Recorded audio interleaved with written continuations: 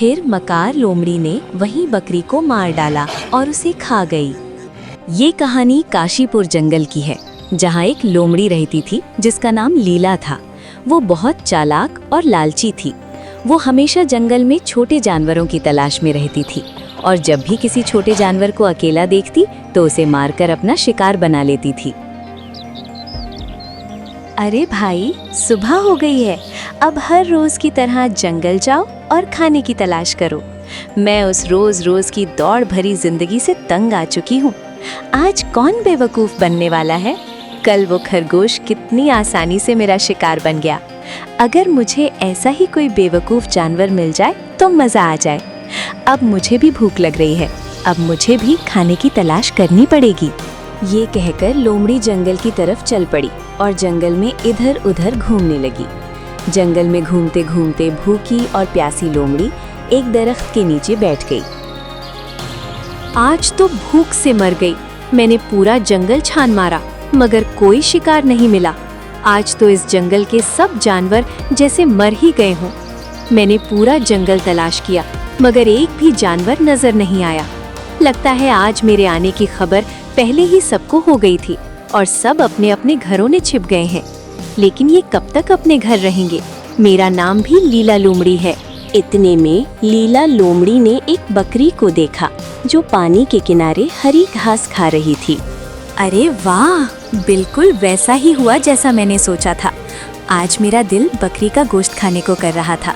ये बकरी तो बहुत मोटी और ताज़ा है, उसका गोश्त बहुत मज़ेदार होगा। ये मेरे लिए 4 से 5 दिन के लिए काफ़ी रहेगा। जल्दी से उसे अपनी बातों में फंसा ले। अगर ये बकरी मेरे हाथ से निकल गई तो तुझे भूखा रहना पड़ेगा। जाती हूँ। ये कहकर लीला लोमड़ी बकरी के पास गई और बोली, ओह बकरी बहन, कैसी हो? क्या तुम्हें ये बेजायका घास खाते खाते बोरियत नहीं होती? मैंने पास के जंगल में बहुत ही मजेदार घास देखी है। क्या आप सच कह रही हो लीला बहन? कहीं ऐसा न हो आप मुझे कहीं साथ में ले जाकर खाओ। पूरे जंगल में सब तुमको धोखेबाज बोलते, इसलिए मुझे डर लगता है। अरे बकरी बहन, अब मैं पहले जैसी नहीं रही।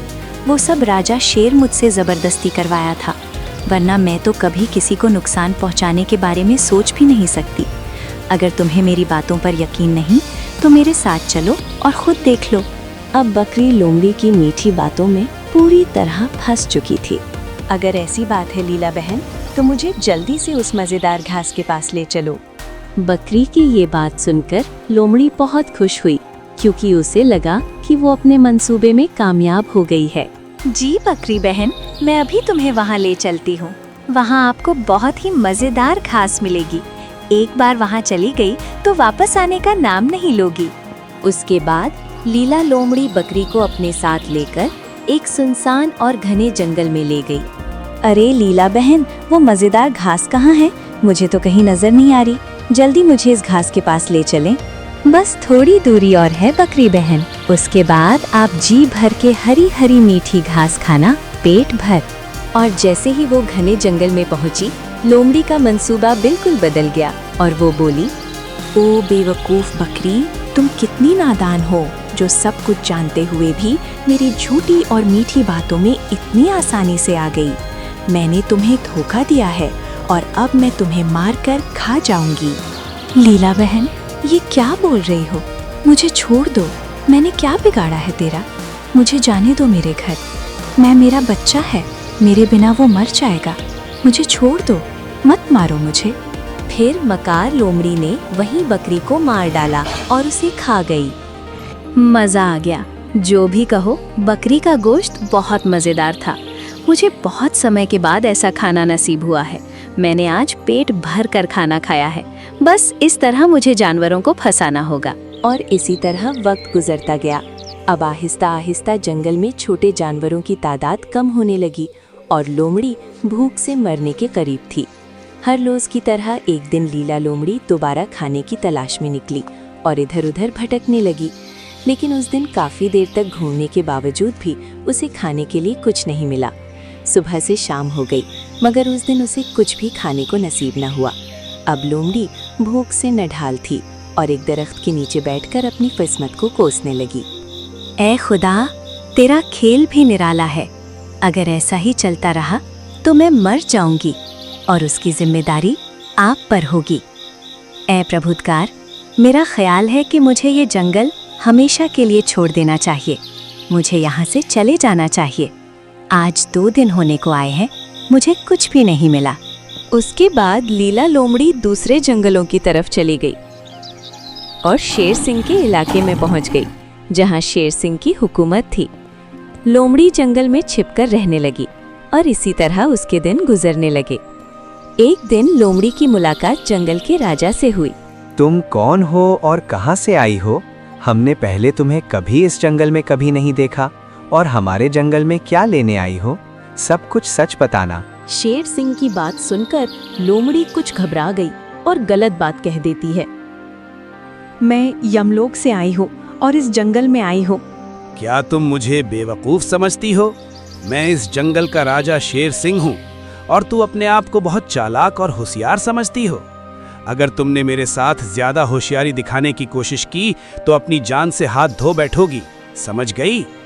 शेर सिंह की बात सुनकर लोमड़ी और ज्यादा घबरा गई और फौरन बात बदल दी। क्षमा कर दो महाराज, मैं दूसरे जंगल से आई हूँ। मैं बिल्कुल अकेली हूँ। आपको देखकर मैं डर गई और मेरे मुंह से ऐसा निकल गया। महाराज, इस जंगल में मेरा कोई नहीं है। मैंने आपके बारे में बहुत कुछ सुना है। आप बहुत रहमदिल हो, मुझ पर कृपा करो महाराज। शेर सिंह लोमड़ी की बात सुनकर बहुत खुश हुआ और बोला, तुम्हारा नाम क्या है? महाराज, मेरा नाम लीला है। लीला? नाम तो बहुत प्यारा है लीला। मैं इस जंगल का राजा हूँ और तुम इस जंगल में रह सकती हो, और आज से तुम मेरी मंत्री हो, और आज से तुम मेरा सब कुछ संभालोगी। बहुत बहुत शुक्रिया महाराज, मुझे इस काबिल समझने के लिए। मैं आपका सब काम बहुत अच्छी तरह संभालूंगी और कभी भी शिकायत का मौका नहीं दूंगी। अब लीला शेर सिंह की मंत्री बन गई और शेर सिंह ने पूरे जंगल में ऐलान कर दिया कि लीला मेरी मंत्री है। अब लीला जंगल में शेर सिंह के साथ जाती, सब काम बहुत अच्छी तरह संभालने लगी। एक दिन सुबह लीला शेर सिंह से बोली, तुम इस जंगल के राजा बनने के लायक नहीं हो। तुमने एक गाय को सजा दी। तुम्हें देखकर मुझे तुमसे नफरत होती है। तुम जैसे बेवकूफ को इस जंगल का राजा किसने बनाया? पागल हो गई हो क्या, जो मुझे बेवकूफ कह रही हो? तुम्हारी हिम्मत कैसे हुई मेरे ही जंगल में आके मुझे बेवकूफ कहा है? मैं तेरी हड्डी पसली कर दूंगा। हाँ, मैंने बेवकूफ कहा तुमको, क्योंकि तुम इस जंगल पर एक धब्बा हो। तुम्हें इंसाफ करना नहीं आता, और एक जंगली जानवर भी इंसाफ कर सकता है। तुम जानते थे कि गाय अपने बच्चे को पेट में लिए हुई थी, फिर भी तुमने उसे मौत की सजा दी। ये गलत नहीं तो और क्या है? अब मैं ऐसा काम करूंगी, तुमको राजा के पद से हटवा दिया जाएगा। तू 1-2 टके की होकर मुझे ज्ञान सिखा रही है। तेरे बारे में सब कुछ जानता हूँ। तू एक मक्कार है और हर कुत्ते बिल्ले के साथ रंगरेलियां मनाती है। अभी थोड़े दिन पहले ही मैंने तुमको एक जंगली कुत्ते की बाहों में देखा था। उसके बाद सियार के साथ तुमने पूरी रात बिताई और अब झूठी कहानी चला रही हो, और ये सब करके तुम मेरा राज्य मुझसे हटा नहीं सकती, बदमाश। लेकिन मैं तुम जैसे बेवकूफ के साथ नहीं रहूंगी, जो इंसाफ करना भी नहीं जानता। और मैं तुम्हें और तुम्हारी हुकूमत को बर्दाश्त नहीं कर सकती, और मुझे तेरी मंत्री नहीं बनना। क्या पता तेरा तो मुझे झूठी कहानी बनाकर बदनाम कर दो। अब मुझे तेरे साथ नहीं रहना। रोते रोते तुम मेरे पास आई थी, मुझे तुम पर दया आई, तो मैंने तुम्हें साथ रख लिया था और मैंने तुम्हें अपना मंत्री बना लिया, और तुम मुझे ही बेवकूफ कहने लगी। मुझे तुम जैसी मक्कार की जरूरत नहीं है। दोनों के बीच में बहुत बहस हो रही थी। दोनों का शोर सुनकर वहाँ हाथी आता है और बोलता है, क्या हुआ महाराज, तुम अपने मंत्री पर उतने गुस्से में क्यों हो? तुम दोनों की लड़ाई की बात अब जंगल के हर कोने में फैल गई है। तुम दोनों के दरमियान क्या बात चल रही है? हाथी भाई, मुझे शेर सिंह ने मुझे बहुत गलत बोला है। मेरी इज्जत पर कीचड़ उछाल दिया है। मुझे बहुत गंदी गंदी बातें बोली हैं और मेरे कुछ दोस्त जंगल में बन गए हैं। मैं उनके साथ घूमने चली गई। एक दिन घूमते घूमते हमें रात हो गई और जब दूसरे दिन आई तो मुझसे झगड़ा शुरू कर दिया। मुझे भला बुरा बोलने लगे। अब मैं इस जंगल में नहीं रहूंगी, मैं इस शेर की मंत्री नहीं बनूंगी, मैं सब कुछ छोड़कर जा रही हूँ। कुछ जानवर और मुझे बेवकूफ़ कहा और कहते हैं कि मैं भूखी रोती बिलखती आई हूँ। महाराज, लीला बहुत ही अच्छी है। आप लीला को ऐसा कैसा बोल सकते हैं? आपने पहले उसे अपनाया और फिर मंत्री बना लिया। अब आपका मन भर गया है तो आप उस पर कीचड़ उछाल रहे हैं। आप ऐसा कैसे कर सकते हो? आपको जरा भी शर्म नहीं आई? एक अबला पर ऐसे अत्याचार मत करो। लीला बहुत ही होशियार है और समझदार भी। इसके जैसा मंत्री और कोई नहीं बन सकता। अब आप ये झगड़ा खत्म कर दीजिए, शांति से रहो। तुम उस मक्कार लीला की तारीफ ना करो। इस जंगल में बहुत सारे अक्लमंद जानवर हैं। ऐसा कुछ नहीं है। ऐसी लीला में ये एक चरित्रहीन है। ये आते जाते को प्यार के जाल में फंसाकर प्यार का नाटक कर उनसे छोटे जानवरों का शिकार कराती है और फिर आराम से बैठकर खाती और पूरी रात उसी सियार की बाहों में रात बिताती है। और तुम बोलते हो कि लीला अच्छी है। मेरे खिलाफ सबको भड़काया और खुद रासपाट हड़पना चाहती है, जो मैं ऐसा कभी नहीं होने दूंगा। महाराज, आप थोड़ा शांत हो जाओ। मैं तो आप दोनों की लड़ाई खत्म करने की कोशिश कर रहा हूँ। आप हैं कि झगड़ा शुरू कर रहे हैं? नहीं हाथी भाई, अब मैं यहाँ 1 मिनट भी नहीं रुकूंगी। मैं जा रही हूँ। लीला वहाँ से चली जाती और मन सोचती है, अब मैं दोबारा ऐसे बेवकूफ़ राजा की कभी मंत्री नहीं बनूंगी और ना ही ऐसे बदमाश राजे से कोई सहायता मांगूंगी जिसको इंसाफ करना ही नहीं आता। अरे हाथी भाई, तुम इतने उदास क्यों लग रहे हो? जब हम बिल्कुल फिक्रमंद नहीं हैं, तो तुम किस बात की फिक्र कर रहे हो? महाराज, तुम्हें मुझसे ज्यादा फिक्रमंद होना चाहिए, क्योंकि इस जंगल का काम तुम्हारे सिर पर है और तुम नहीं जानते कि सियासत में मंत्री कितना अहम होता है। मुझे नहीं लगता है महाराज कि कोई लीला जितना होशियार है और ना ही कोई लीला जितना दिमाग से तेज होगा। अरे हाथी भाई, शायद तुम नहीं जानते हो, उस लीला से भी अक्लमंद जानवर हमारे जंगल में हैं, जो समझदार और बहुत गुणकारी है। बस तुम ऐसा करो कि जंगल में ऐलान करा दो, लीला की जगह पर नया मंत्री रखना है और जो भी हमारी शर्त को पूरा करेगा उसे ही नया मंत्री बना दिया जाएगा। पूरे जंगल में ऐलान करा दो। और जैसे ही ये खबर जंगल के जानवरों तक पहुंची, तमाम जानवर एक एक करके शेर सिंह के दरबार में आने लगे। जंगल के महाराज को प्रणाम।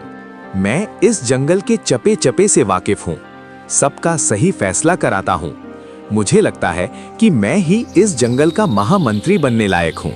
मुझे ये बता कि तेरे पास ऐसा क्या है जो तुमको बाकी सब जानवरों से अलग बनाता है? मेरे पास ताकत है जो मैं किसी को भी मुकाबले में हरा सकता हूँ। चंद मिनटों में धूल चटा सकता हूँ। चाहे तो भी मुझे से युद्ध करके देख लो, मैं आपको भी हराने की ताकत रखता हूँ। मुझे ऐसा घमंडी मंत्री नहीं चाहिए जो अपनी झूठी ताकत के बल पर दूसरों को नीचा दिखा दे। तुम जिस तरह से बोल रहे हो, मुझे नहीं लगता कि मंत्री बनने के लायक है। इसीलिए चुपचाप यहाँ से निकल जाओ। भालू वहाँ से चला गया और फिर गधा जी वहाँ पर आ गया।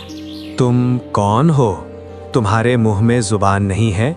हाँ महाराज, मेरे मुंह में जबान है। तो फिर अपनी लंबी जुबान से कुछ कहो ताकि मैं तुम्हें अपना मंत्री बना सकूं। तुम में क्या खास बात है कि मैं तुम्हें हमारे जंगल का मंत्री बना दूं?